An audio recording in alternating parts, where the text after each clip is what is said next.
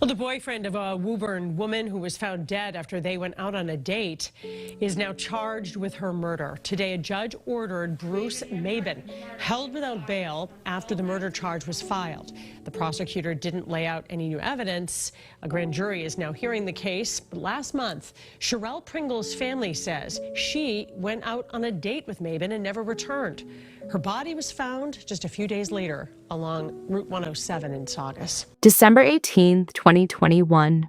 Cherrell Pringle kissed her son goodbye and walked out the door for a date. Morning came. She never made it home. By the afternoon, her phone went unanswered, straight to voicemail.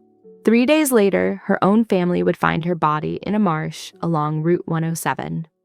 And here's the part that doesn't add up. The man she left with was already telling people he dropped her off safe. Make it make sense. Tonight on 12 a.m. Crime, we break down how a normal Saturday night ended in 217 stab wounds, and how a mother and her son were forced to become investigators to find the truth themselves. When the clock strikes midnight, the truth comes out. I'm 12 a.m. Crime, and every single day I bring you real cases of domestic violence that turned deadly. The stories the system tried to bury, the victims who deserved justice. If you're about that raw, unfiltered truth, hit subscribe. New case drops every day at midnight. Don't sleep on justice. This is 12 a.m. Crime. Cherrell Michelle Pringle was born January 19, 1981, in Boston, Massachusetts, to Pearl Garner and Junior Anthony McCarthy. And let me be clear, this was not a woman just surviving. Cheryl moved with drive, always forward. She attended Chittick Elementary. She graduated from West Roxbury High School and Solomon Lowenberg Middle School. Then she pushed through Roxbury Community College and earned her associate's degree in business. She kept going. UMass Boston came next, a bachelor's degree in fashion design.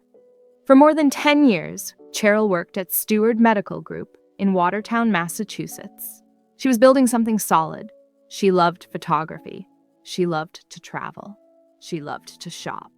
She lived life on her own terms. And her son? 19-year-old Jomani was her world, her heart. She pushed him to rise higher, to do better, to be more. Their bond didn't bend. She was his backbone, always in his corner, always making sure he knew she had him. Leadership lived in her. It was real, not forced, no fake energy, no half steps. When Cheryl committed, she committed all the way. Her ambition never slowed. By December 2021, she was ready for the next chapter, owning a home. After years of grinding, she was finally close to having something that was hers. And then there was Bruce Maybin.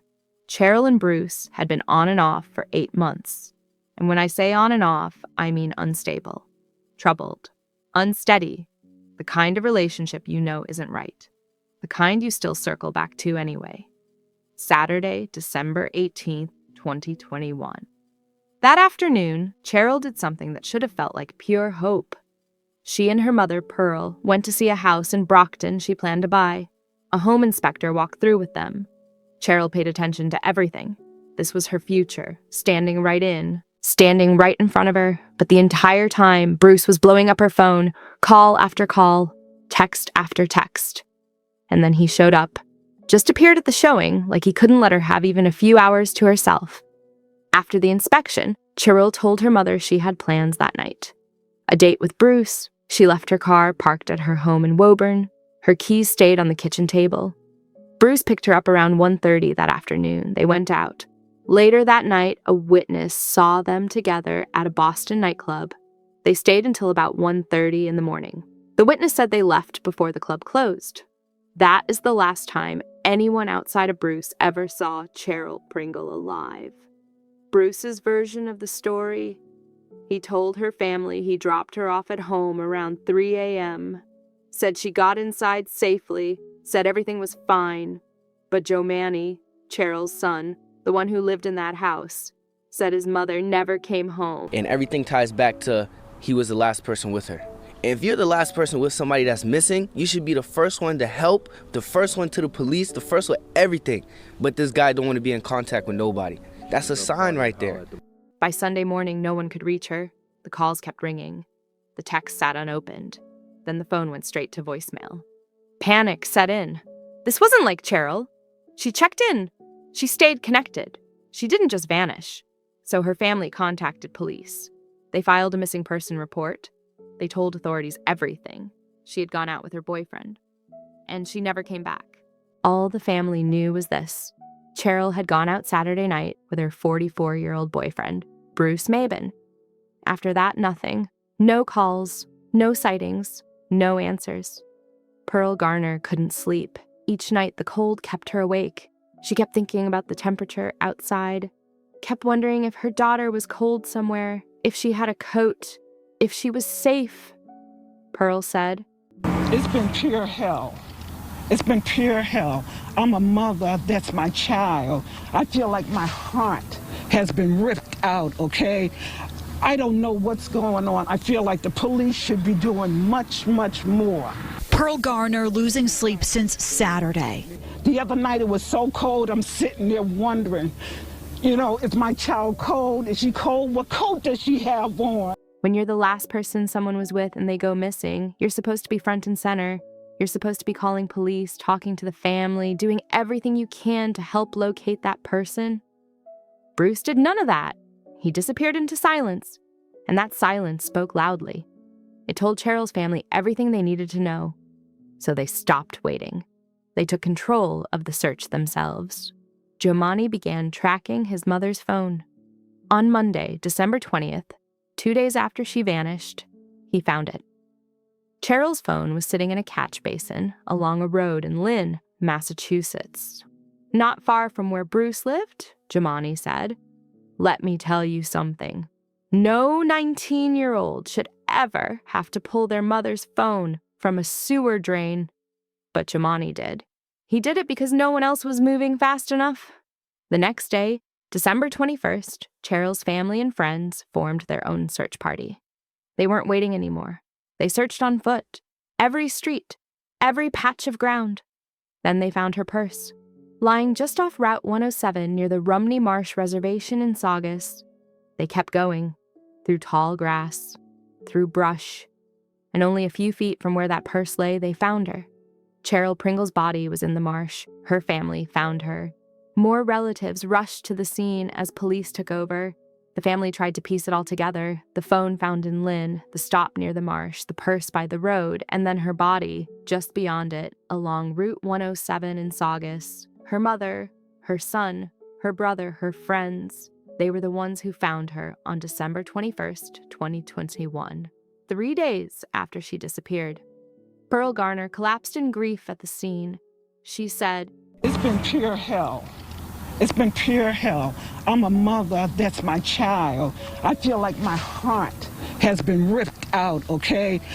I don't know what's going on. I feel like the police should be doing much, much more." What happened to Cherrell Pringle that night would haunt everyone who loved her. The Essex County District Attorney's Office immediately suspected foul play. This was no accident. Cheryl had been murdered.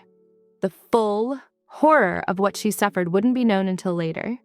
Bruce Maybin's claim that he dropped her off at 3 a.m., that story collapsed. It was a lie. Cheryl never made it home. Investigators believe she was killed in the early morning hours of December 19th, shortly after leaving the nightclub. And then more facts came out. Police learned Bruce had stolen $1,200 from Cheryl that night. He took her money before he killed her. After the murder, he set the car on fire. He tried to erase the evidence. He tried to erase what he'd done. But the deception didn't stop there. While Cheryl's family searched the streets, posted flyers, and begged for answers, Bruce Maybin went online. He posted about her disappearance. He acted concerned. He acted worried. He pretended he didn't know exactly where she was. Later in court, Pearl Garner would reveal the truth about the violence. Cheryl endured 217 stab wounds. The damage was so severe she was almost unrecognizable. Her family was forced to hold a closed casket funeral because of what was done to her. Think about that. Cheryl went out on an ordinary date. Something she had done before, something that should have been safe, and she was stabbed more than 200 times. That isn't a sudden burst of anger. That is rage. That is intent. That is someone making sure she would not survive. Once her body was found, the investigation accelerated. Truth is, the family had already done the heavy lifting. They found the phone, they found the purse, they found her body, all of it in just 3 days. When law enforcement finally took control of the scene, they began formal evidence processing and built out the timeline. And every road led back to one place: Bruce Maybin. The phone dumped near his home, the stolen money, the burned car, the social media posts, and his silence with the family. 2 days after Cheryl's body was found, Maybin was arrested, December 23, 2021. But the charges weren't murder, not yet. Larceny over $1,200, tampering with evidence, obstruction of justice. The murder charge came later, nearly a month later, January 2022, when Bruce returned to court on those original charges. A not guilty plea was entered on his behalf. He was ordered held without bail. A grand jury stepped in. Testimony was heard. Evidence was reviewed. And in time, Bruce Maybin was convicted of first-degree murder in the death of Cherrell Pringle. On the day of sentencing, he walked into the courtroom in a light blue button-up shirt. He sat quietly as Cheryl's family prepared to speak. Pearl Garner stood face to face with the man who murdered her daughter. You're a bum. You're scum. You're an idiot.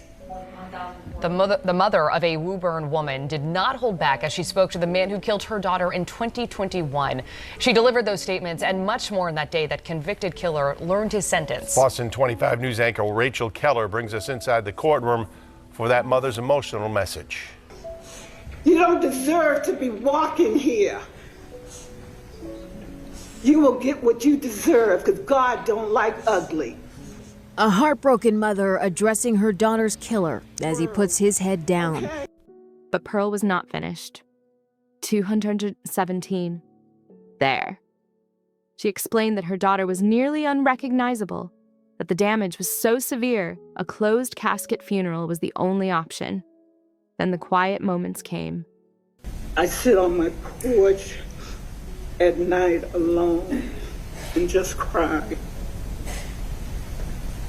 When Cheryl was murdered, a piece of me died with her. Pearl spoke about how Cheryl loved to travel, loved to hike, how she had just made an offer on her dream home. And that offer was accepted after Cheryl died. She never stepped inside, never moved in, never got to live there. Cheryl's brother also took the stand. He said, I have to stay strong for my moms and my nephew. No man never wants to show weakness. But I washed cities away behind closed doors with my tears. Bruce Maybin was sentenced to life in prison without the possibility of parole. He will never walk free.